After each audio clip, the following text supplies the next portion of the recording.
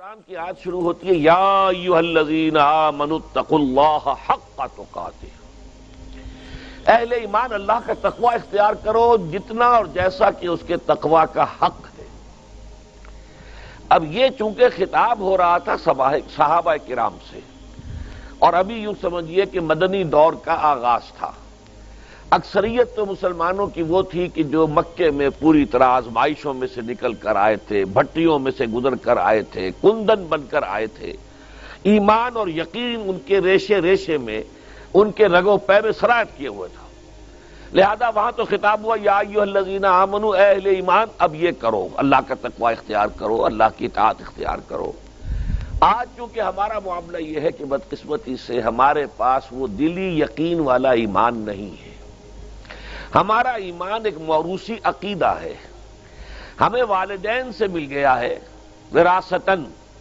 جیسے کوئی ہندوؤں کے گھر میں پیدا ہوا تو ہندو ہے، وہ انہی باتوں کو مانتا ہے، وہی دیویاں دیوتا جن کو اس کے والدین مانتے تھے۔ کوئی مسلمانوں کے گھر میں پیدا ہو گیا تو مسلمان ہے، اللہ رسول کا نام اسے بچپن ہی سے سکھا دیا جاتا ہے۔ لیکن اس سے زیادہ یقین قلبی والا ایمان الا ماشاءاللہ جسے بھی ہو وہ تو بہت ہی خوش قسمت ہے، بہت ہی خوش بخت انسان ہے جسے یقین قلبی والا ایمان حاصل ہو جائے۔ اور یہ جان لیجئے کہ اصل ایمان نام ہے یقین قلبی کا۔ یقین پیدا کرے ناداں، یقین سے ہاتھ آتی ہے وہ درویشی کے جس کے سامنے جھکتی ہے فغفوری۔ قرآن مجید میں سورہ حجرات میں بھی فرمایا گیا کہ قالت الاعراب آمنا قل لم تؤمنوا ولکن قولوا اسلمنا۔ یہ بدو لوگ اعلان کر رہے ہیں، دعویٰ کر رہے ہیں کہ ہم ایمان لے آئے۔ نبی آپ ان سے کہہ دیجئے تم ایمان ہرگز نہیں لائے ہو، یوں کہو کہ ہم مسلمان ہو گئے ہیں۔ وَلَمَّا يَدْخُلِ الْإِيمَانُ فِي قُلُوبِكُمْ، ابھی تک ایمان تمہارے دلوں میں داخل نہیں ہوا۔ یعنی جب اسلام کو غلبہ حاصل ہو گیا، نبی اکرم صلی اللہ علیہ وسلم اور آپ کے ساتھیوں کو، صحابہ کرام کو عرب میں طاقت کی حیثیت حاصل ہو گئی، تو اب لوگ جو ہیں جوق در جوق، فوج در فوج ایمان میں داخل ہو رہے تھے۔ اذا جاء نصر اللہ والفتح ورأیت الناس يدخلون فی دین اللہ افواجا۔ لیکن یہ جو فوج در فوج آ رہے تھے، ان کے ایمان کی وہ کیفیت نہیں تھی کہ جو ابتدا میں ایمان لائے تھے۔ جو لوگ شروع میں ایمان لائے تھے وہ اپنے گھر بار چھوڑ کر، اپنے باپ کو، ماں کو، بھائیوں کو چھوڑ کر، رشتے کاٹ کر، پھر یہ کہ انہیں پتا تھا کہ جیسے ہی ہم کہیں گے اشہد ان لا الہ الا اللہ واشہد ان محمد رسول اللہ، میں مار پڑنی شروع ہو جائے گی، ہمارے اوپر سختیاں آئیں گی، ہم پر سخت قسم کی پرسیکیوشن ہوگی، تشدد ہوگا۔ لہذا اس وقت تو ایمان وہی لاتا تھا جس کے دل میں یقین پورا پہلے سے پیدا ہو گیا۔ لیکن بعد کے دور میں ظاہر بات ہے کہ اب جیسے طاقت حاصل ہو گئی تو طاقتور کے ساتھ تو سبھی مل جاتے ہیں۔ لہذا ایسے لوگ بھی آگئے جن کے بارے میں میں نے ابھی آیت آپ کو سنائی، آیت نمبر 14 سورہ الحجرات کی، کہ تم اپنے آپ کو مسلمان تو کہہ سکتے ہو، مومن نہیں کہہ سکتے، اس لیے کہ مومن تو وہ ہوتا ہے جس کے دل میں ایمان کھپ گیا ہو۔ اسی معنی میں کہہ رہا ہوں کہ ہم بھی اگر اپنا جائزہ لیں گے تو ہمیں محسوس ہوگا کہ ہمارے دلوں میں وہ یقین نہیں ہے۔ یقین تو اگر ہو تو ہماری زندگیوں میں انقلاب آ جائے گا۔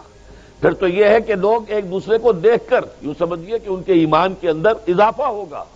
صاحب ایمان تو وہ ہے جس کے بارے میں حضور نے فرمایا اذا رؤوا ذکر اللہ، جن کو دیکھ کر اللہ یاد آ جائے۔ صاحب ایمان تو وہ ہوتے ہیں کہ جن کو دیکھ کر اللہ یاد آتا ہے۔ اس اعتبار سے ہمارا جو اس وقت معاشرہ ہے، 1.5 ارب کے قریب مسلمان دنیا میں ہیں، لیکن کیا وجہ ہے؟